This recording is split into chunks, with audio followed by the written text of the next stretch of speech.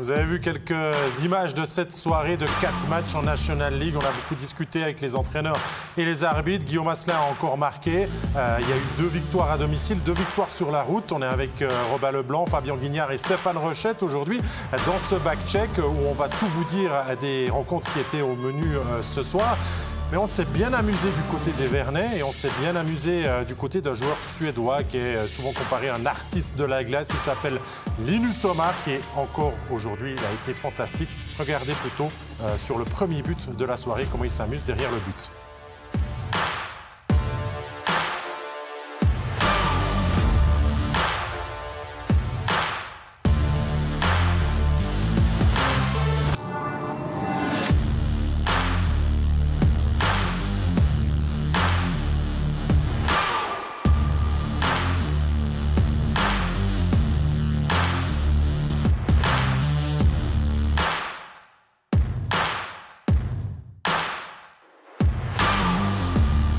C'est pas le seul qu'on a dans la boîte de Linus Omark. Ce soir, il y aura un deuxième. Mais là, Fabien Guignard, je crois que Zakeo Dotti, il a encore le tournis. Il n'a rien compris de ce qui lui est arrivé par rapport à ce que lui a fait le top scorer de Genève.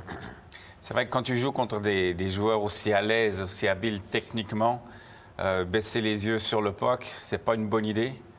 Au risque de te faire détacher 2 fois les patins, 1 fois le gauche, 1 fois le droite. Et te retrouver sur les fesses. C'est un petit peu dur pour lui. Malheureusement, il joue contre peut-être le meilleur technicien du championnat. Mais écoute, on apprend avec nos erreurs. Bon, nous, on a apprécié. Je ne suis pas sûr que Zakeo Dotti et le deuxième joueur d'Ambry qui ont subi les affres du Suédois vont bien dormir ce soir. Mais nous, on va commencer par vous parler de la rencontre qui s'est jouée dans la capitale aujourd'hui, dans la Postfinance Arena, entre Berne et Zug. C'est une affiche plutôt intéressante parce que Berne est à la hausse, Zug est toujours à un niveau incroyable et la rencontre a été dans un premier temps assez intéressante et égale, on va dire, dans le jeu. Ce sont même les Bernois qui vont ouvrir le score en toute fin de pénalité. Là, on sort le puck depuis derrière le but. Robin, service est parfait. Chervé ne se pose pas de questions, reprise directe, ça fait 1-0. Oui, très belle passe rapide. La passe était vive et puis avec une passe vive, quand on réussit à lancer un one-timer comme ça, c'est très, très difficile pour le gardien. Donc, c'est un très beau but, belle exécution des 2 joueurs. Ça, c'était la 13e minute de jeu. Zug va prendre du temps pour revenir à hauteur. Il va falloir attendre la 36e minute de jeu et un but de Bachhoffner, vous allez le voir là, qui va arriver avec la relance de Geisser. Ça va aller très vite. On s'oublie un petit peu dans la défense bernoise. Bachhoffner, Fabien, termine très bien le travail pour battre Wüttrich. Oui, moi, ce que j'ai apprécié beaucoup, c'est son geste technique qui se protège du défenseur. On le voit, il va écarter un petit peu les jambes, il coupe à l'intérieur pour couper la ligne de patinage du défenseur, pour le tirer ainsi que le gardien. Il se sert de son genou, en fait, à l'extérieur. Il se sert de son genou pour écarter la canne. Il a bien protégé son... C'est impossible à défendre pour un défenseur. S'il veut l'empêcher, il faut qu'il fasse une faute. Si tu as ton épaule derrière la sienne, t'es mort. Et le dernier but de ce match, déjà, va arriver d'un homme, Stéphane, en grande forme, on va dire. On n'aurait peut-être pas pensé ça de lui en début de saison où il était inexistant. Mais là, c'est le 8e match consécutif avec au moins 1 point pour Lino Marchini. Et c'est même son 6e but en 8 matchs. On retrouve le vrai Lino Marchini? C'était en dents de scie. L'année passée, il n'avait pas connu une grande saison au niveau des buts. Les points étaient là. Et là, en début d'année, il n'y a rien qui allait. Il s'est remis en route cette année. Depuis l'arrivée de Adolf Kader aussi, il joue avec lui. Ça lui donne une petite chance aussi. Et il faut dire que Zug, ce soir, jouait sans Diaz et sans Hoffman. Hoffman est encore absent un moment. Ouais. Diaz, pour des raisons obscures et inconnues. Il est probablement blessé au repos ou au ménage. Mais quand même, et Zug, c'est la 9e victoire consécutive. Oui, non, Zug, ils sont vraiment au-dessus cette année. Hein? Mais Zug, il faut qu'ils confirment cette année dans les playoffs parce que ça fait longtemps qu'ils sont bons. Puis qu'on les voit au moins en finale ou peut-être éventuellement gagner, mais ça n'a pas arrivé encore. Puis on sait que l'année prochaine, ils vont perdre des joueurs comme Hoffman, Alatalo, Diaz. Donc, c'est cette année où peut-être qu'il va falloir encore attendre un petit peu à Zug. De les voir si forts, Fabien. Avant le match, c'était une moyenne de 2,32 par match. C'est stratosphérique. C'est du jamais vu en Suisse depuis très longtemps, voire jamais depuis l'instauration des playoffs. Est-ce que c'est pas... Enfin, j'ai pas envie de leur porter la poisse, mais est-ce que c'est pas trop mauvais d'être comme ça fort déjà en saison, ou alors est-ce qu'ils arrivent à garder le niveau ensuite, pour toi? T'as le temps d'y penser. Tu peux répondre à la fin de l'émission si tu veux. Non, mais j'ai envie de te dire qu'au vu de ce qu'ils nous montrent toute cette année, tu as envie de dire qu'ils sont intouchables. Après, on l'a vu, c'est très rare qu'une équipe domine à ce point-là, ou même qu'ils finissent premier du championnat, puis qu'ils aillent jusqu'au bout, surtout avec autant de facilité. Moi, ce qui pourrait porter un petit peu préjudice à cette équipe, c'est que pour grandir, une équipe a besoin de moments difficiles dans une saison pour se serrer les coudes. Alors, si ce moment-là arrive pendant les playoffs, ça pourrait être compliqué. Mais on espère quand même pour eux, même si on aimerait bien que ce soit des romans, désolé pour les amis suisses-allemands, on aimerait bien que ce soit des romans qui aillent jusqu'au bout. Mais c'est vrai qu'avec tout ce qu'ils font aussi, avec leur académie, avec les juniors, ce serait bien aussi une fois que ce soit une autre équipe qui remporte le championnat. Cette année, ça serait amplement mérité. Franchement, si Zug gagne cette année, il n'y a rien à dire avec la saison qu'ils ont eue puis les joueurs qui sont vraiment impressionnants. Ouais. C'est ça. Par contre, à l'inverse, Berne, ça coince un petit peu, Stéphane. Ça fait maintenant 2 défaites. Il y a eu 2 victoires avant, 2 défaites. On n'arrive pas à vraiment enchaîner. Une victoire, une défaite jusqu'à la fin de l'année, c'est largement mieux que ce qu'ils ont fait jusqu'à maintenant. Donc, s'ils font ça, peut-être qu'ils réussissent à grappiller des points. Ils ont 5 matchs de moins de Rapperswil, 4 ou 5 matchs de moins de Rapperswil. Donc là, il faut s'ils gagnent 1 sur 2, c'est 1,5 points par match. C'est sûr. Et je pense que Berne ne peut pas devenir une équipe flamboyante du jour au lendemain et aligner des 2 points par match. Ça reste quand même une équipe fragile, qui est vieillissante, qui est dans le goal, ça va tout juste. Et oui, l'arrivée de Conacher change beaucoup de choses parce que les 2 autres étrangers sont plus mis en valeur. Mais ça va être une équipe qui, si elle accroche le mini-championnat des pré-playoffs, je cherchais le mot, ben c'est déjà un chapeau. Parce que le début, les emmerdes qu'ils ont eues depuis le début de l'année, là, c'est... Et puis eux, peut-être que tout à coup, ils tombent contre Bienne ou Davos, puis ils passent, puis ils font les playoffs, ça sera une saison réussie. Je vous rappellerai, messieurs, que ça demeure les champions en titre et les champions de la Coupe de Suisse aussi. Ouais. Mais voilà, les points, ils sont toujours à rattraper, Fabien. Vrai, hein. Et en plus, on verra dans les autres rencontres qu'il y a une équipe du bas de classement qui a aussi fait une bonne opération aujourd'hui. Moi, pour Berne, c'est typiquement le genre d'équipe que tu n'as pas envie d'affronter. S'ils arrivent à accrocher les playoffs, c'est typiquement le genre d'équipe que j'aimerais pas affronter. C'est les gars qui ont été avec toute l'année. Ouais, dans les problèmes pendant toute l'année. Puis là, tu arrives en playoff, puis c'est libération, puis tu peux lâcher les... Après, je pense pas que le Berne de cette année vont créer des grandes surprises en play-off, mais s'ils arrivent là, c'est vrai que la pression, elle va complètement relâcher parce qu'ils vont y avoir... Combien de fois on a vu des équipes qui se qualifient juste 8e et puis qui vont jusqu'au bout? C'est déjà Berne, on l'a vu, c'est les derniers qui l'ont fait. Mais sur le papier, c'est quand même meilleur. On est d'accord, messieurs, Stéphane, qu'on n'aurait pas ce discours si c'était Ambry ou Rapperswil ou Langnau qui serait à la lutte et qui serait en train de remonter. Non. On se méfie beaucoup parce que c'est Berne aussi. Berne, c'est vrai qu'on a toujours l'image du Berne, qu'il faut toujours se méfier de Berne parce que c'est Berne, etc. Mais cette année, sur le papier, ils sont un peu meilleurs que ce qu'ils ont montré, mais ils sont quand même pas transcendants. Non. Moi, je pense. Ouais, mais sur une série de 3 matchs, moi, je c'était Bienne, va peut-être finir 7, visiblement 7-8 ou Davos. Je préférerais Rapperswil. Oh oui. Je ne sais pas pourquoi. Peut-être parce que c'est Berne. Encore une fois, c'est de l'intangible, mais là, Conacher et là, ils ont quand même une bonne ligne d'étrangers. Vous allez me dire, Rapperswil aussi. Hein? Moi, je pense qu'ils sont, cette année, pas assez solides dans le goal. Vutriche, a beaucoup de talent, mais il est trop jeune. Karunen, erratique. Malade ce soir, Karunen. Hein? Pardon? Malade ce soir. Malade ce soir. Et je pense qu'ils n'ont pas un gardien assez dominant pour gagner une série de 7 matchs. Sur 3 matchs, oui, mais sur 7 matchs, On va peut-être pas encore parler des 7 matchs. Les pré-playoffs, c'est au best-of 3, si jamais. Déjà, s'ils y arrivent. Allez, nous, on passe à la deuxième rencontre. Elle concerne 2 clubs romans, Lausanne-Bienne à la Vaudoise Arena. Une rencontre qui va commencer bien de la meilleure des façons, finalement, pour les Lions, qui vont ouvrir le score avec une belle passe de Genadzi. Froidevaux s'engouffre, Robin. Premier but de la rencontre tombé après 2-20. Oui, une très belle passe de Joël. On sait qu'il est un défenseur très bon offensivement. Et puis, Étienne, c'est ce genre de lancer-là, les lancers rapides, c'est difficile pour les gardiens du côté du bouclier comme ça. Il a pris un lancer rapide, donc c'est un très beau but. 2 belles exécutions des 2 joueurs. Froidevaux qu'on annonce du côté de Bienne l'année prochaine, les garçons. C'est vrai.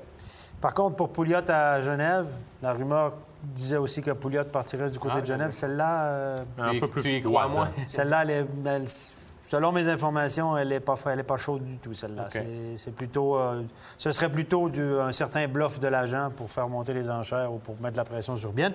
À confirmer, mais du côté de Genève, on était très surpris de lire cette nouvelle que j'ai su aujourd'hui. Oh, on apprend des choses dans les journaux encore. Pardon? On apprend encore des choses dans les médias. C'est ce qui fait la beauté de notre métier, finalement. C'est qu'on peut apprendre des choses aux directeurs sportifs. Ouais, c'est ça. C'est ça. On apprend des choses au directeur sportif qui n'était pas au courant, semble-t-il, non plus, de cette rumeur-là. Mais c'est probablement l'agent qui... Vous savez que les rumeurs, c'est souvent les agents aussi qui les lancent parce que pour pousser bien à le renouveler, peut-être, j'ai un offre là, Des trucs qui sont non vérifiables. Exactement. Fabien, moi, je veux t'entendre sur une scène cocasse qui aurait quand même pu gêner le HC Bienne dans cette rencontre. C'est une blessure entre coéquipiers. Regardez, Radgeb au sol et bim, la canne au visage du joueur étranger Constantin Komarek qui ne rejouera pas. C'est quoi? C'est de la maladresse? Il n'était pas concentré sur la maîtrise de son matériel? C'est de la malchance, puis je crois malheureusement que c'est un nez cassé aussi. 2 plus 2. Oui, il n'est pas revenu dans le match. C'est vraiment de la malchance, mais... Puis c'est la pointe. Ouais. C'est la pointe de la canne qui l'a Ouais, ça va être le 3e joueur ou le 4e joueur avec une cage pleine du côté de Bienne. Ça commence à faire beaucoup. C'est quand même pas de chance. À ce moment, ils perdent 1-0, ils perdent un de leur étranger. Fabien, on se dit que peut-être la soirée peut être compliquée pour Bienne. Oui, mais Bienne est sur une bonne lancée depuis quelques temps. Là. Ils font leurs points. Ils ont gagné au Tessin, 2 matchs au Tessin. Début de saison un petit peu plus compliqué, mais là, on voit qu'ils passent par-dessus leurs petits soucis. Ils arrivent quand même à faire leurs points, malgré il y a eu passablement de turbulences il y a quelques mois avec les échanges. Les jeunes gardiens aussi. Un jeune gardien, 23 ans seulement. Première fois qu'il est premier gardien. Écoutez, Bienne est là où on les attendait, dans le milieu du classement. Ouais. Peut-être tout à coup 6e, avec un peu de chance. Il y en a un qui s'accroche en haut. Puis on avait parlé au tout début d'émission de qui allait accompagner Pouliot et Rayala. C'était Brunner ce soir, et puis un but, une passe. Ouais.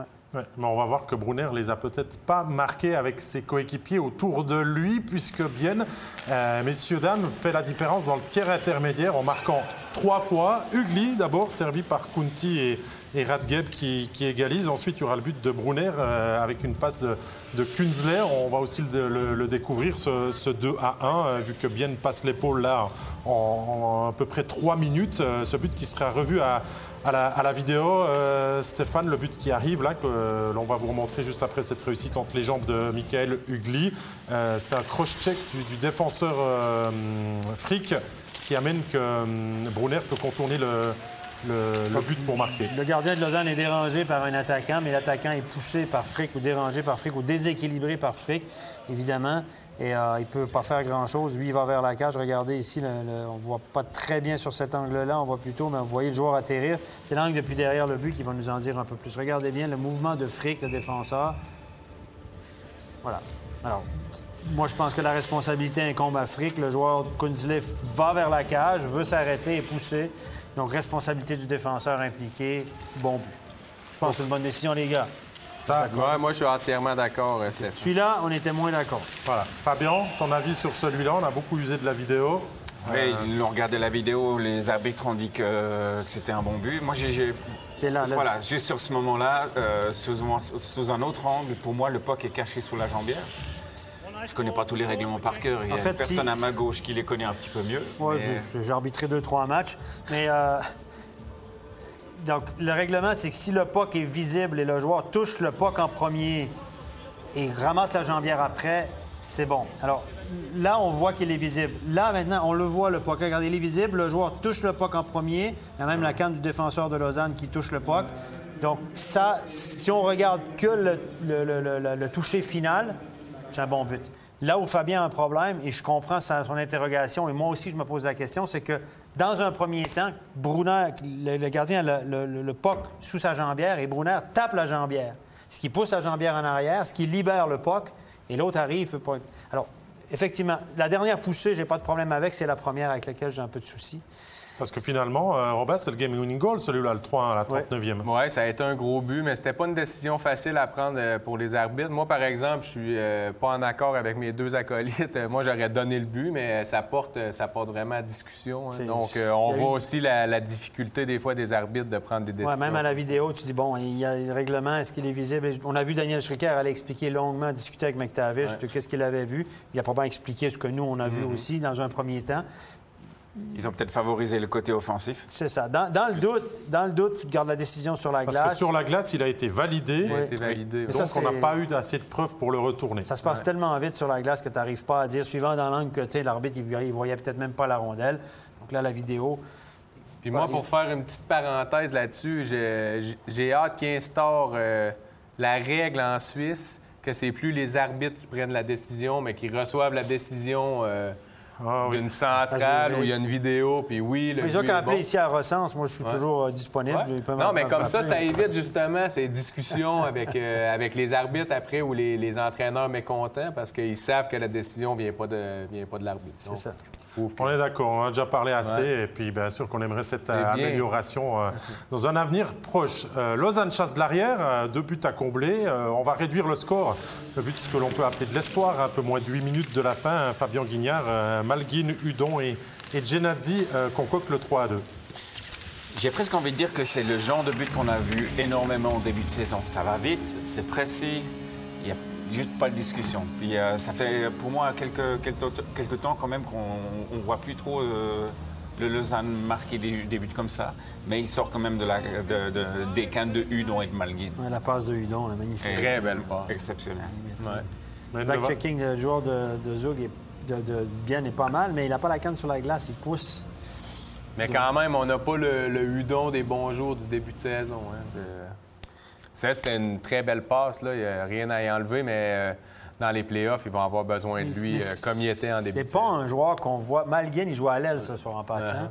Et Malguin, c'est un joueur qui transporte. Comme on marque, tu le vois quand il y a la rondelle, parce qu'on dirait toujours qu'il y a 1 ou 2 secondes de plus, parce qu'il protège sa rondelle. Il utilise toute la gestion des espaces libres est incroyable. Hudon, c'est un... En ligne droite, power forward typiquement nord-américain, c'est un sniper qui peut faire une bonne passe comme ça, mais c'est pas un gars qui transporte, qui va tourner dans le coin, qui va temporiser. Donc on le voit un peu moins. Donc la notion de dominant, moi je pense qu'il est en dessous de ce qu'il pourrait donner aussi, mais la notion de faut faire attention, il y a des joueurs qu'on, par son style, on les voit moins. On marque, tu le vois, tu virevoltes, etc. Malguin, il est omniprésent, mais après ça, il faut voir l'efficacité. On le voit moins, mais il fait ses points aussi, Hudon, lors des derniers matchs, Fabien, donc finalement... Sa mission, elle est remplie. Ouais, il ne faut pas oublier qu'il a été stoppé quand même 2 fois, sauf erreur. Depuis le début de la saison, il y a quelques blessures. Et puis, quand tu reviens de blessure et puis que les matchs s'enchaînent, c'est souvent un peu dur parce que tu as pris un petit peu de retard quand même dans la préparation physique. Tu fais tes 2 premiers matchs, tu es en haut parce qu'il y a l'excitation. Puis après, tu as la fatigue qui commence à arriver. Les petits réflexes qui sont plus tout à fait les mêmes, tu commences à poser des questions. Mais je dis pas qu'il est pas bon, mais je dis que dans les playoffs, si Lausanne arrive dans les playoffs, ils vont avoir besoin d'un meilleur Hudon. C'est ce que je dis. Exactement, je suis entièrement d'accord avec toi. Il est un peu en dessous, je pense, qu'est-ce qu'il peut donner. Ouais. J'espère qu'à l'approche des 22h30, que l'on va bientôt toucher, les enfants sont couchés. On va vous montrer une scène qui n'est pas jolie, c'est la blessure de Hudacek. Hein, c'est pas joli, ça se passe à côté du but, c'est en fin de rencontre, on essaye de tout donner. Et là, il y a une scène maladroite avec le joueur de Bienne et il est sorti sans poser le pied gauche sur la glace. On peut craindre le pire. Il est même parti en direction de l'hôpital avec une ambulance, nous dit mon collègue qui a commenté la rencontre. Là, on perd un joueur étranger pour la fin de saison, hein, Fabien. Oui, c'est des blessures qui peuvent être longues. Et puis, écoute, avec la médecine d'aujourd'hui, on espère qu'il puisse revenir rapidement pour lui, pour la suite de sa carrière. Mais à l'époque, c'est le genre de blessure que tu pouvais avoir et puis ne plus jamais jouer, en tout cas à un niveau professionnel. On peut craindre une fracture, des ligaments. On peut craindre les deux. Moi, je ne peux même pas le regarder au moment où on se parle parce que... Je déteste ça. Moi, je veux dire, il n'a même pas été capable de mettre aucun poids sur sa jambe. Il est parti en ambulance. Habituellement, quand tu pars en ambulance, c'est pas parce que tu as une entorse. Là. Non, c'est ça, une entorse, tu mets de la glace. Ouais, je vais faire l'IRM quand même au moins une fracture. Fracture, probablement. Ouais. Et il y a un autre joueur étranger en moins pour... On rappelle que Hudacek était venu pour remplacer Koneker qui était parti, messieurs. On a déjà utilisé 7 licences sur 8 du côté de Lausanne Hockey Club dans une saison marquée par le Covid. On doit activer la 8e? On peut plus. On peut plus. C'est trop tard. C'est vrai. Ouais, c'est vrai, le marché est fermé en plus. C'est trop tard. Bon, ça va simplifier les décisions du coach. Ouais, exactement. Mais voilà. Donc, comme il n'aura pas eu le temps de visiter Lausanne tellement. Hein, Non, dommage, mais c'est vraiment mais... malchanceux parce qu'en plus, ça s'est passé à 1 ou 2 minutes à la fin du match. Malheureusement, des fois, des blessures dans le hockey, ça arrive rapidement. Je pense que sa saison est là, compromise. Allez, deuxième défaite de rang pour le Lausanne Hockey Club après ce revers contre le HC Bienne. On va voir comment on l'explique des paroles d'un joueur du LHC. Tim Boson, défaite ce soir face au HC Bienne. Vous avez 6 powerplays, vous n'arrivez pas à marquer. Comment vous expliquez ça? C'est dur à expliquer. C'est le problème depuis le début de la saison. Et on n'y arrive pas. Donc, en plus, à la fin de nos 2 powerplays, on se prend 2 goals. Je ne sais pas quoi dire. Et dans la deuxième période, c'est là où Bienne crée son succès en marquant à 3 reprises. Vous avez un relâchement à ce moment-là? Non, il n'y a pas de relâchement parce qu'on n'a pas commencé le match. Donc, on a joué seulement la 3e période. Parce qu'il a fallu se dire les choses après 2 tiers. Mais on n'a pas joué la première, on n'a pas joué la deuxième. On a fait trop d'erreurs, on n'était pas là, on n'était pas dans le match. On n'avait pas l'envie de jouer ce soir, j'ai l'impression, tout le monde. Et on a dû se réveiller en 3e tiers, mais c'est trop tard. En mode hockey, c'est 60 minutes. Merci beaucoup, Tim. Merci. Ah oui, ok, d'accord. Là, on a quand même des mots assez forts de la part de Tim Boson qui dit quand même qu'il n'y a peut-être pas tout le monde qui avait envie de jouer ce soir. On ne s'est pas présenté au premier, on ne s'est pas présenté au deuxième. C'est sec à l'interview. On n'a pas entendu ça souvent, hein. Souvent des discours de façade, Fabien. On s'est tous regardés parce qu'on a entendu l'interview en même temps que tout le monde. On s'est tous regardés un petit peu là sur le plateau. C'est vrai que c'est... Après, je ne sais pas comment ça va passer à l'intérieur du vestiaire. Mais ça rejoint un peu les propos qu'on disait un peu plus tôt, hein, que Lausanne, on a vraiment l'impression qu'il y a quelque chose qui se passe parce que c'est de loin pas la même équipe qu'on a vue en début de saison. Hein. Je veux dire, on ne peut pas comparer. En début de saison, c'était pour moi la meilleure équipe. Puis là, dans les derniers matchs, on les reconnaît pas. Donc, peut-être aussi qu'après la deuxième, il y a eu un message fort, soit de la part, Il l'a dit. Il l'a dit, mais de la part des joueurs ou de l'entraîneur, on ne sait pas de qui c'est venu, mais il y a clairement quelque chose qui se passe. Mais il y a plusieurs choses. On ne s'est pas parlé.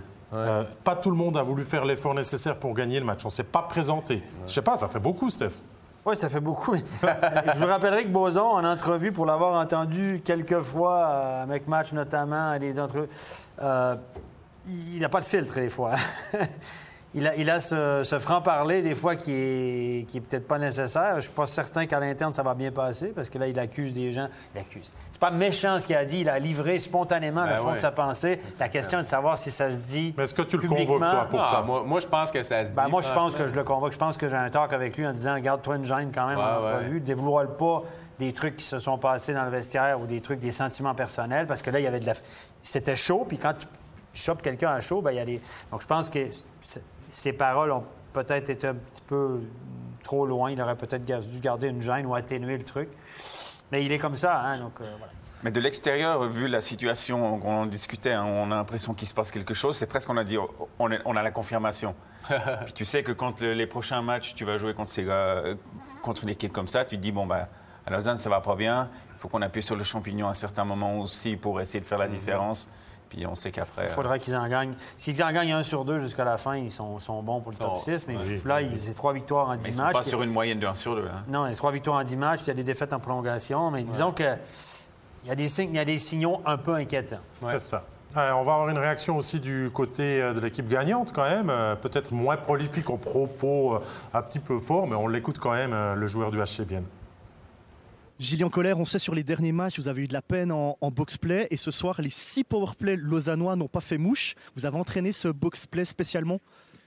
Je dirais pas spécialement. Je pense qu'on entraîne tous les entraînements, un peu le powerplay, le box-play en même temps. Et je pense aujourd'hui, on a bloqué beaucoup de shoots ce que je pense qui a fait la différence ce soir. Et c'est clair que c'était une grande clé de notre succès. Vous avez construit votre succès en deuxième période avec ces 3 buts. Quel a été le discours du coach pendant la première pause? De juste continuer notre jeu. Là, ce soir, on avait un bon tempo dans le match. On apportait beaucoup offensivement. Il fallait juste concrétiser. Et je pense que c'est ce qu'on a fait durant ce deuxième tiers. Et quand on marque plus de buts, c'est là qu'on gagne ces matchs. On n'en veut pas à Gillian Colère, hein, c'est normal, l'analyse est plus froide et plus aboutie forcément dans les propos vu qu'on a gagné. Mais j'aimerais qu'on parle de Bienne, messieurs. On dit que ça ne va pas tant bien que ça, que c'est un petit peu les montagnes russes. C'est vrai que ça fait 3 victoires, 3 défaites, 3 victoires, 2 défaites, 4 victoires. Il y a quand même des séries qui peuvent encore les pousser en place 6 en bas. Ben oui, puis Bienne, c'est un peu à l'opposé de Lausanne. Hein? Bienne, ils ont un mauvais départ. Puis là, dernièrement, dans les derniers 10-15 matchs, ils réussissent justement, comme tu l'as dit, à aligner des victoires. Donc, pour moi, Bienne, c'est une équipe qui prend du mieux. Et puis, oui, ils peuvent peut-être éventuellement rentrer dans le top 6. Hein? S'ils continuent de jouer c'est l'objectif, hein, d'être dans le top 6 pour éviter une série de la mort, le meilleur des 3 qui peut arriver n'importe quoi. Il y a un petit peu de mieux, mais il faut que ça continue. Mais ils ont un calendrier difficile, beaucoup de matchs sur la route, des gros adversaires. Oui, mais des adversaires directs, donc ça pourrait vite. Puis ils sont bons sur la route, hein, 8-9. On verra. Exact. On verra. En tout cas, 3 gros points pris par le HC Bienne aujourd'hui à la Vaudoise Arena. On va faire une pause dans ces petits résumés. On va revenir à l'actualité de la journée, finalement, puisque aujourd'hui, la Ligue s'est réunie à Ittigen. On a eu une discussion notamment pour dévoiler un petit peu le mode de fonctionnement des playoffs. C'est vrai qu'on est encore un petit peu dans le flou, là. Les playoffs, c'est dans un mois. Et on ne savait pas vraiment ce qu'il allait en advenir au niveau de la stratégie, du concept. Et ce qui a été retenu, c'est le concept de la double bulle. La double bulle, eh bien, finalement, je la laisse d'abord expliquer au directeur de la National League, Denis Vaucher, et ensuite on revient, on l'explique et on détaille les propos qui ont été décidés aujourd'hui. Oui, alors on parle de deux bubbles, ça veut dire un bubble c'est le sport, l'entraînement et les matchs, et puis l'autre c'est à la maison. Et les joueurs sont seulement dans les 2 bubbles, pas ailleurs. Ça nous donne la possibilité, avec des tests, de recevoir la permission de jouer même si un joueur est positif. Oui, alors nous avons envoyé le concept à la conférence des médicaux cantonaux pour recevoir pour tous les 9 cantons qui sont touchés par les clubs, par ce concept. Recevoir une seule solution, ça veut dire de jouer, même si on a un ou 2, 3 joueurs positifs avec toute l'équipe, avec le reste sans aller en quarantaine. Allez, si on prend un petit peu de recul pour vous expliquer cette double bubble, comme le dit Denis Vaucher, c'est finalement qu'on va obliger les joueurs à jouer à la patinoire, à s'entraîner à la patinoire, et quand c'est terminé, de rentrer à la maison, il dit rester pendant la durée des playoffs. Ça, c'est la première information. Ensuite, les tests. Tester tout le monde avant le début des séries, les tester la veille des matchs encore en test rapide pour vraiment se mettre à l'abri. Et il le dit très bien, Denis Vaucher, Stéphane, c'est qu'on a aussi fait ce concept sanitaire pour se mettre à l'abri aussi des médecins cantonaux si on a un cas ou 2 cas, de pouvoir continuer de jouer. C'est ça le plus important en play-off. C'est ça le plus important pour nous, surtout. Pour les amateurs de hockey, il faut que ça joue jusqu'au bout.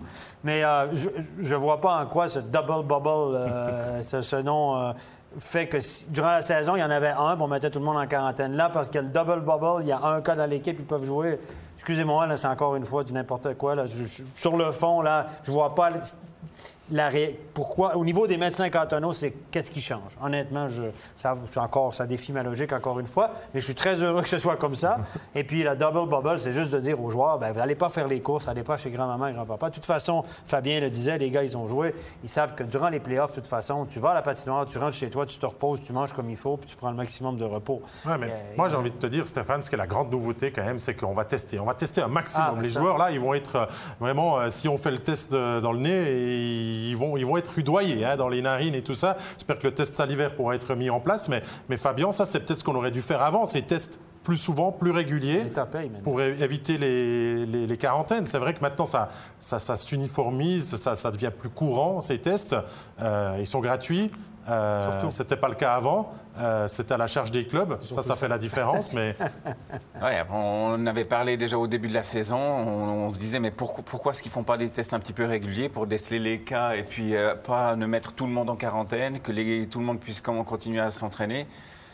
Moi, très honnêtement, la question financière, j'y crois pas. Quand tu as des budgets à 15 millions, j'ai un petit peu de peine avec ça. Donc si les tests sont gratuits aujourd'hui puis qu'on peut faire les playoffs, tant mieux. Mais et tant mieux que des mesures soient prises pour essayer d'aller au bout de ces playoffs avec le maximum de matchs quand même. Mais de toute façon, on ne reviendra pas sur le passé. C'est une très bonne nouvelle. On peut dire que c'est une très bonne nouvelle parce qu'on a l'assurance que s'il y a un cas isolé ici et là, en cause de ça, de ce protocole-là, ils ont garanti qu'ils pourront jouer avec les joueurs restants. Puis là, honnêtement, entre ceux qui l'ont eu, qui sont immunisés, il y a des équipes qui l'ont eu. Lugano, je pense qu'il n'y a que Serge Pelletier qui ne l'a pas eu. Il y a plusieurs équipes, ils l'ont presque tous eu. Donc, théoriquement, on est immunisé. Donc, le risque est beaucoup moins grand. Puis là, on s'entend que les cas diminuent partout. Mais c'est une bonne nouvelle, c'est les grands titres, etc. Mais voilà, après ça, il n'y aura pas un flic derrière chaque gars. Il n'y aura pas un flic, mais c'est vrai qu'il faudra peut-être un petit peu plus de rigueur pour pouvoir jouer ces playoffs jusqu'à la fin. Et dernière nouveauté que l'on a appris aujourd'hui aussi, c'est qu'on va terminer le championnat au plus tard au 14 mai, que les playoffs vont commencer, on va dire, mi-avril. Donc on a en gros mois, on va dire 5 semaines pour pouvoir tout jouer, que les quarts de finale se joueront en best of 7, donc meilleur des 7 rencontres, que la suite, on se laisse le temps encore, Robert, d'évaluer la situation en fonction de si on prend du retard ou pas. Ça pourrait être 7 matchs en quart, 7 matchs en demi et certainement peut-être 5 en finale. Ouais, moi, franchement, je suis pas trop d'accord avec 5 en finale parce que je trouve que c'est la finale qui devrait être de 7 matchs. Je trouve que gagner un championnat après une saison sur une série de 5 matchs, je trouve que c'est pas ça n'a pas lieu d'être. Ouais. Donc, OK, peut-être les 3 de 5 pour commencer, puis finir avec un 4 de 7. Moi, c'est de la façon que je verrai les choses. Ce que j'aime bien, Fabien, c'est qu'on se laisse le temps encore de pouvoir changer. C'est très suisse, tout ça. Parce que finalement, si on doit terminer au 14 mai, c'est parce qu'il y a toujours le championnat du monde derrière. Si le championnat du monde vient être annulé, on pourrait peut-être faire une finale en 7 et puis oublier ce que l'on a dit. On verra. C'est ce qu'il dit. Ça va. Mais bon, si les quarts de finale se finissent tous en 6, on peut commencer la demi-finale un petit peu avant. Puis si les demi-finales finissent en 5, les deux, en 5, en 6, on va gagner un peu des jours. Puis là, l'idée aussi, c'est de jouer 2 matchs de suite. Mettons 2 matchs à Lugano. Mettons, imaginez une série, je sais pas, à Lugano contre Genève Servette. 2 matchs à Lugano, 1 match de repos pour le voyagement, 2 matchs à Genève, 1-1. Comme à NHL, 2-2, 1-1. Ça, c'est bien. Avec un dormant sur place, ce qui devrait être fait depuis des années, à mon avis.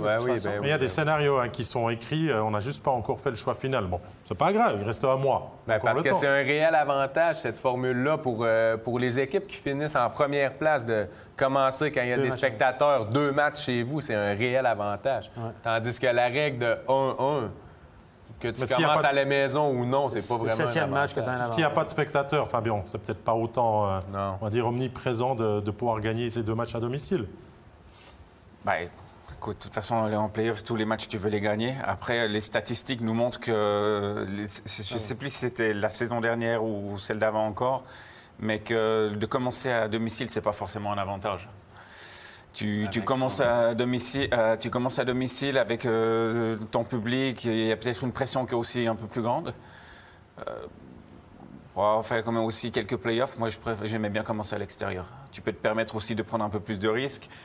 Souvent dans le premier match de faire des gestes qui sont des fois à la limite d'un petit peu de la correction, puis tu dis, bon, écoute, si tu perds celui-là, vraiment, c'est pas la fin du monde. Et souvent, ça passe. Oui, avec la formule de commencer seulement un match, c'est sûr que de commencer à l'extérieur, c'est un avantage, presque.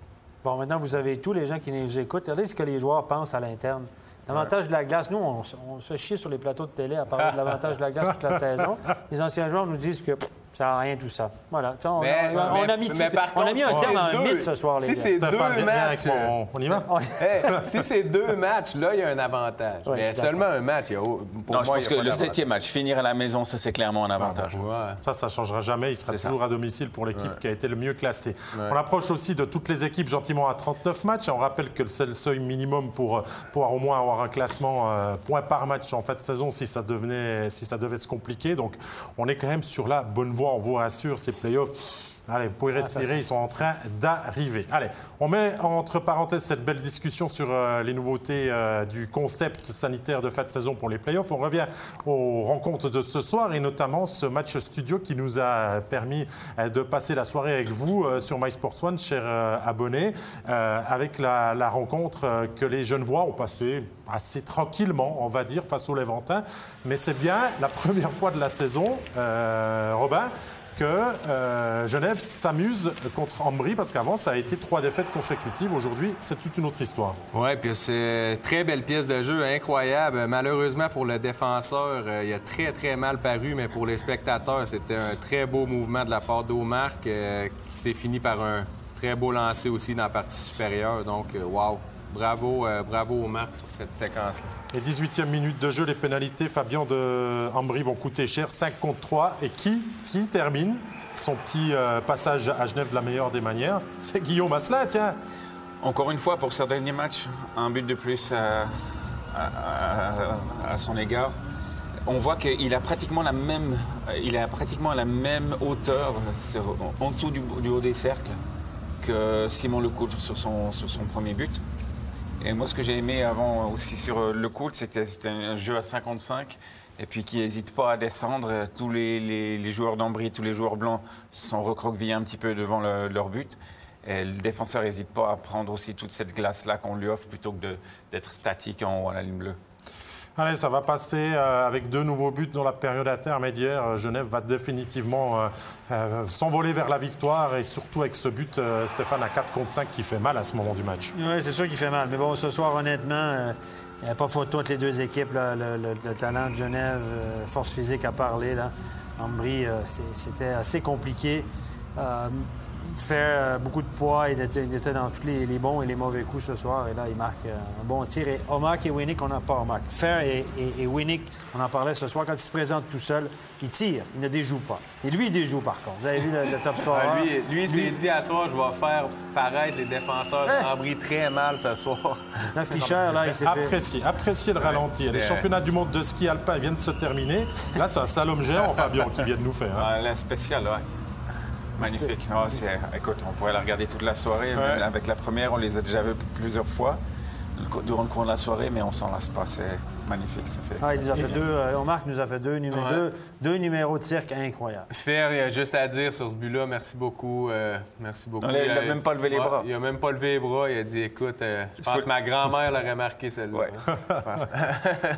Ambry a essayé à taper le poteau, s'est créé une chance à 2 contre 0, mais n'a pas trouvé le moyen ce soir de battre Gauthier Desclous. Et pourtant, ils ont été accrocheurs, ils se sont battus avec leurs armes, finalement, Robin, mais ça ne fonctionne pas. Et Gauthier Desclous vit toute une saison et vit son 5e blanchissage de la saison déjà.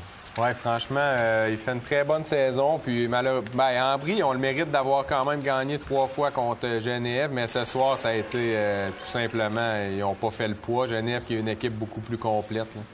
Mais Desclous, c'est vrai qu'il fait une saison, une très belle saison. Miranda, pour le 5e, Stéphane, clore l'affaire. Victoire, on va dire, sans problème. La 3e de suite pour Genève qui va beaucoup mieux.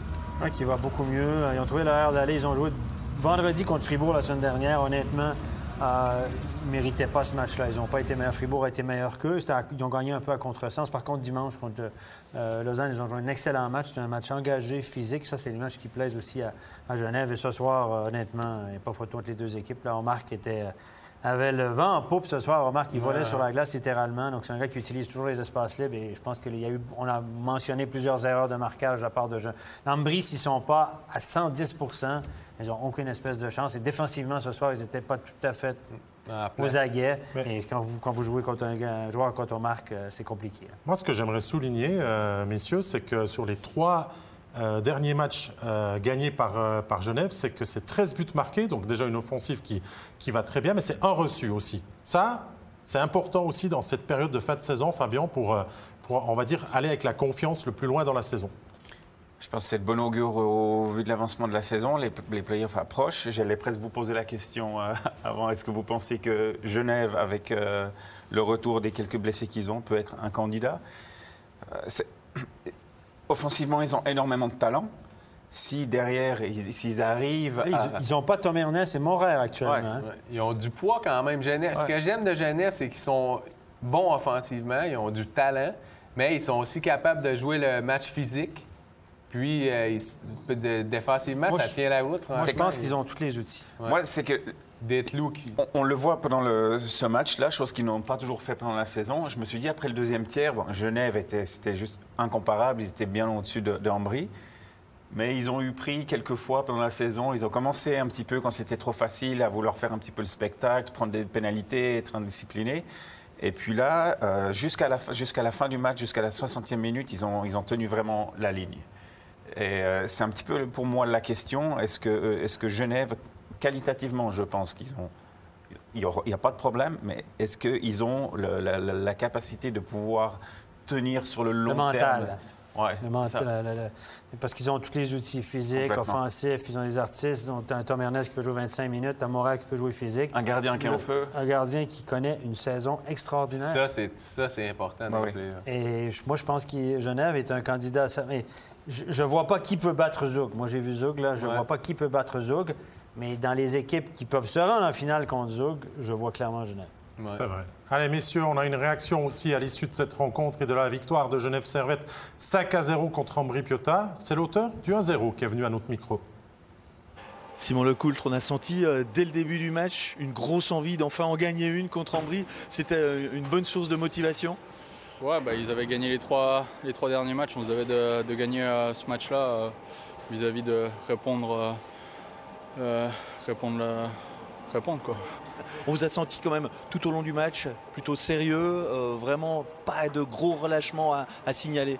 Non, c'est sûr, on voulait faire un match plein, on ne voulait pas leur donner le moindre espoir de revenir dans le match ou de pouvoir gagner ce match. Je pense qu'on a joué un très bon match pendant 60 minutes et on a eu un très bon gardien aussi ce soir, encore une fois. Ça peut aider, effectivement. En ce qui vous concerne, il n'y avait pas de Tom Ernest, ça laisse un petit peu plus de place pour vous exprimer. C'est un rôle que vous assumez bien, j'ai envie de dire, quand on voit ce qui se passe sur la glace. Il y a tout le monde, toute la brigade défensive qui a pris du temps de jeu que Tom Ernest prenait. Et puis je pense que ça fonctionne bien. On doit aussi se montrer d'être présent physiquement sur la glace aussi pour le remplacer. Merci bien. Merci. À bientôt. Alors, vous a gardé la dernière rencontre, on va dire la plus épique en tout cas au niveau du résultat et du nombre de buts qui ont été marqués. On va partir pour un derby du lac de Zurich contre Rapperswil et les ZSC Lions. Et ça va piquer aux yeux en début de rencontre les hommes de Richard Grunborg parce qu'on va se faire cueillir Fabien Guignard un peu bêtement 2 fois dans les 7 premières minutes de jeu en jeu de puissance. Et Rapperswil, c'est de loin pas une référence, vu qu'ils n'ont que 15% d'efficacité à ce jeu-là. Mais ils ont des joueurs quand même, et notamment les étrangers, Clark, qui peuvent marquer ce genre de but. Oui, surtout ce qui est surprenant, surtout de la part d'une équipe comme Zurich, c'est que c'est des jeux qui sont clairs, qui sont préparés, qui sont selon moi pas si compliqués que ça à défendre et puis ils se font avoir comme des enfants. Parce que là, on s'y reprend à plein de fois. Stéphane, on va même aller à la vidéo parce que ce but de Cage Ferry, qui va lui être attribué, a franchi la ligne ou pas. Les arbitres ont mis beaucoup de temps à prendre leur décision pour être sûrs. Il n'y a jamais eu le bon angle parfait pour se décider. Il y a Weber, il y a le but, mais il y a Weber qui reçoit un coup de canne à travers la tronche. Mais c'est clairement à cause des joueurs de Zurich qui ramassent tout sur leur passage. Et là, honnêtement, avec ma loupe, peut-être j'aurais vu quelque chose, mais je pense qu'ils ont... C'était compliqué, en tout cas, M. Tcherig l'a validé. 3-0, même avant la 9e minute de jeu. Un premier tiers à sens unique, Robin Leblanc. Il y aura 19 tirs à 5 pour Rapperswil dans ce premier tiers. Si Lausanne ne s'est pas présenté dans les premiers tiers, alors qu'est-ce qu'a fait Zurich? Là, ils y étaient pas. Ils sont vraiment pas présentés. Ça, c'était une très mauvaise sortie de zone du défenseur. Là, ça a commencé là. Puis là, il a le mérite d'avoir fait un beau back-end qui a donné aucune chance au gardien, mais Zurich était vraiment absent dans cette première période. Clark, le but qu'il marque, c'est magnifique. Ouais. Back-end, top shelf, au-dessus de l'épaule. Clark, c'est 21 buts cette année. C'est le 3e meilleur buteur du championnat. Il vient de rattraper Kylian Motet avec 21 buts. C'est Stéphane Andrigato qui en a le plus avec 23. Mais ce que j'ai beaucoup aimé, c'est le Chervenka, le petit bloc de Chervenka sur le défenseur. Parce que tout s'est ouvert devant Clark tout d'un coup. Mais pourquoi? Parce que Chervenka est venu complètement sortir Gehring du jeu depuis le coin. Il est venu d'arriver depuis le coin. Il a pris le défenseur avec. Peut-être une petite matière à pénalité éventuellement. Bon, on sait qu'avec... peut-être, d'accord. Avec sa loupe. On sait que Zurich est quand même capable de renverser ce genre de rencontre, et même s'ils offrent beaucoup de points aux équipes mal classées cette saison, c'est pas Langnau, Ambry qui vont dire le contraire. Et Marco Pedretti va profiter de cette super passe de Reto Chepi pour réduire le score. Mais Fabien, c'est un feu de paille parce que 47 secondes, j'ai écrit juste après, Loosely remet le 4-1 et on se dit que Zurich n'y arrivera pas. Oui, écoute, ils ont réussi à revenir un petit peu, essayer de revenir dans le match, juste noter la qualité de la passe avant ce but. C'est vrai que ça a été une soirée compliquée. Ils sont revenus un petit peu dans le match grâce à leur qualité, à leur talent. Parce qu'à 4-1, là, sur le lancer de Loosely, qui le récupère de loin, qui le met au bon endroit, on joue la 25e minute de jeu. Stéphane, on donne peu des chances de Zurich quand même à ce moment-là de revenir. Ça a été serré puisque le score final est de 5-4, mais voilà, la défaite, on l'explique clairement dans les 25 premières minutes de la rencontre. Mauvaise entame de match. Zurich est sur le courant alternatif. Zurich a perdu contre Ambry, a perdu des matchs contre Ambry, des matchs contre Langnau. Contre Rapperswil, c'est souvent une bête noire pour eux. Bon, c'est la première défaite cette année contre Rapperswil en 5 matchs. OK, mais je pense qu'ils ont eu de la peine en début de saison à un match. Je me souviens qu'on était en studio, mais c'est une équipe qui est bourrée de talent, mais qui, bon, il faut dire que Garrett Rowe est absent aussi depuis un moment. Hein, ça paraît. Peterson aussi, donc ils ont perdu leurs étrangers. André Ghetto, sûrement en route, connaît une saison extraordinaire. Mais quel but au passage. Ça, c'est tout.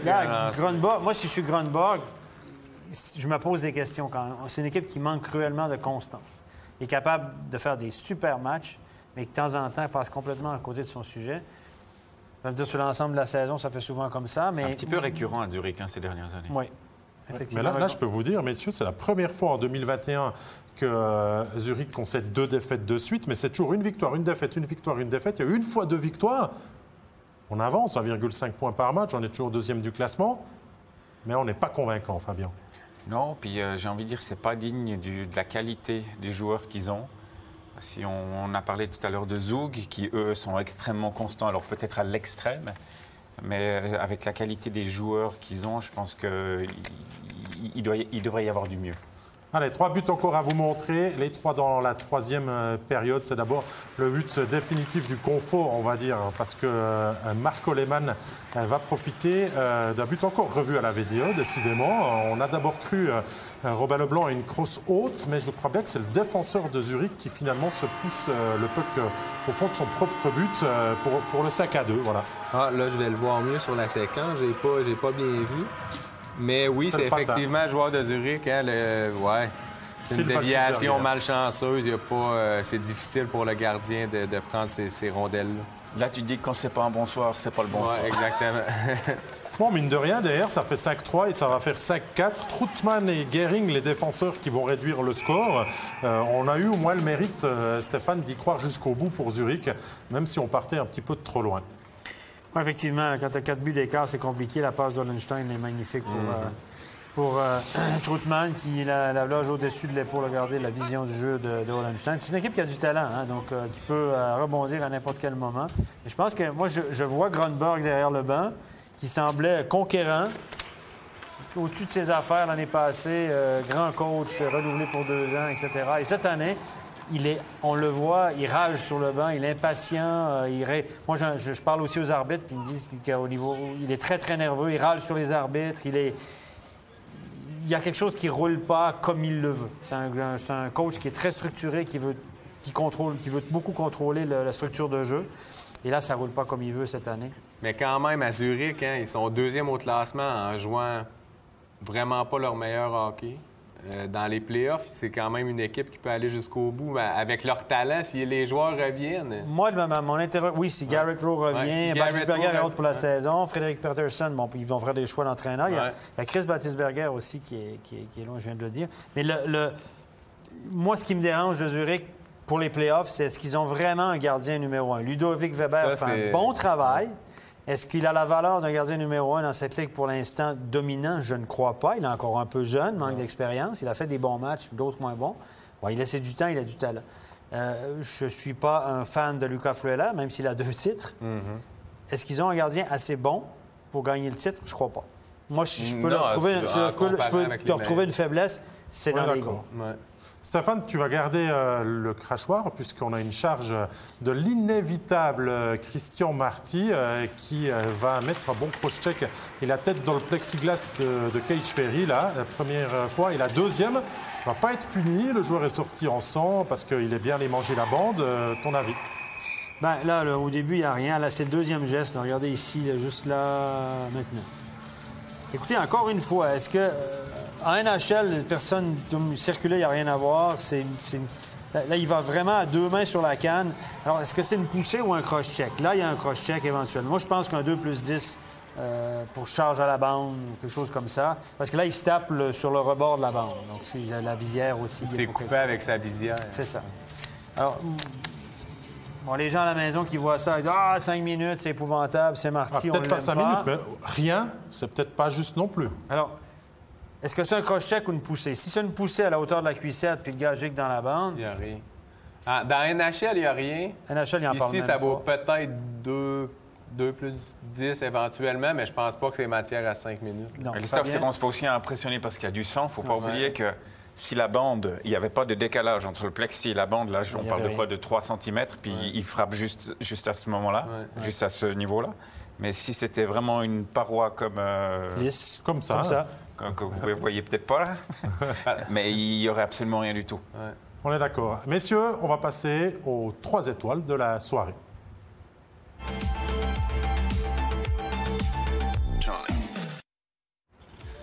Et Fabien, je vais rester avec toi parce que la 3e étoile, c'est fait l'auteur d'un but aujourd'hui, mais c'est fait l'auteur de dernières performances remarquables en l'absence de Tom Ernest, ancien défenseur que tu es.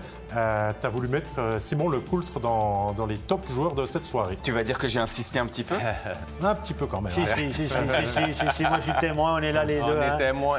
Mais t'as raison, je suis content aussi. Non, parce que c'est vrai qu'on met toujours en avant les gardiens qui font des blanchissages, les beaux gestes techniques, les gars... Linus Omark, il le mérite, les gars qui font des doublés, des hat-tricks, mais on ne parle jamais vraiment de ces défenseurs, qui est un jeune défenseur roman, qui prend de la bouteille, qui est en train de prendre du volume, qui profite de l'absence de Tom Ernest, et il a un but ce soir, et je pense qu'il faut mettre en avant ces joueurs-là. L'année passée, il a profité de l'absence de Tom Ernest aussi pour accumuler des points, jouer sur le powerplay, etc. Et là, il profite encore de ça, donc il répond à l'appel. Donc avec un peu plus de temps de glace dans les prochaines années. Et puis jouer sur le powerplay avec les joueurs avec lesquels il joue en ce moment, c'est pour lui, c'est un sacré avantage dans la continuité de sa formation. Ouais, ça doit être un plaisir aussi. Allez, parole à la défense. Avantage maintenant à l'offensive. Robin, c'est pour Kevin Clark, le buteur, vraiment l'un des gros buteurs de cette saison, auteur de 2 buts encore ce soir. Oui, je pense qu'en début de saison, il n'y en a pas beaucoup qui auraient prédit que Clark il serait déjà à 20 buts et plus. Donc, chapeau. Encore ce soir, il a prouvé qu'il avait vraiment une bonne technique. Il a encore réussi à trouver le fond du filet, donc bravo à lui. Il n'y a pas de contrat pour l'année prochaine, les garçons. Ça sera pas long. Vous l'engagez? Je sais pas. Ah, ben, vous l'engagez? À 22 buts. C'est une vingtaine de buts par année. Bon an, mal an. Ouais. Vingtaine de buts. Il toujours mérite. du slot. Exact. C'est un but. Si on donne des contrats au mérite, exact. il va en avoir. Oui, il y a eu le défenseur, attaquant, puis tu dois choisir un arbitre, Stéphane. On aurait pu, mais c'est le joueur qui est venu dans notre championnat pour faire le spectacle. On l'attendait pour ça, il ne déçoit pas. Et Linus Omark, messieurs, dames, a encore été génialissime, Stéphane. Et aujourd'hui, il a fait le show, il a fait 2 passes, en tout cas, peut-être 3 même, dans cette rencontre. Mais quel match quand même! Il a été dominant, il a connu surtout un super premier tiers. Vraiment, il était partout au premier tiers, etc. Il était dans son élément, là, il virevoltait dans les coins, etc. Il y a beaucoup d'espace. Ambry n'était pas trop dans son match, il en a profité à fond. Et c'est un gars qui a récolté encore 2 ou 3 passes ce soir en avantage numérique. Donc, non, le premier, c'est pas un avantage numérique. Mais la deuxième passe, je sais pas, il y a 2 passes, peut-être 3. Je ne suis pas sûr que Winnick a touché le puck là, sur le but de Asselin, mais il a fait 2 prouesses techniques incroyables. Franchement, il est talentueux. On le sait, de la ligne bleue au but. C'est le meilleur de la ligue. Sans contredit, il trouve toujours des espaces, il trouve les lignes de shoot, je me répète. Il est extraordinaire. Ce soir, on a vu l'étendue de son talent. Ça, c'est absolument clair dans un match comme ça. C'est Linus Omark. On vous remettra ça sur les réseaux sociaux aussi parce que ça vaut le coup d'œil si vous ne l'avez pas vu et que vous arrivez. Maintenant, on va quand même vous récapituler les scores et le classement de ce championnat de National League avec, je vous l'ai dit en ouverture, 2 victoires à domicile, celle de Genève et de Rapperswil et 2 victoires sur la route de Bienne et de Zug. Au classement, il y a quelques petites nouveautés quand même à vous donner. C'est que le FV Zug est en vert maintenant, qualifié officiellement pour une place dans le top 6 avec avec la saison qu'ils réalisent. Il y a Genève qui vient envers Pâle pour être une qualification déjà dans les 10 premières places officielles. Et il y a Langnau aussi qui est désormais officiellement condamné, qui ne pourra pas rattraper avec les 11 matchs qu'il reste à disputer une place pour espérer au moins le top 6. C'est déjà la formation et que ça se resserre aussi entre Lausanne et Bienne autour de cette barre et de ce superbe affrontement de fin de saison avec ces pré-playoffs que l'on a concoctés. Voilà, messieurs, on arrive à la fin de cette émission.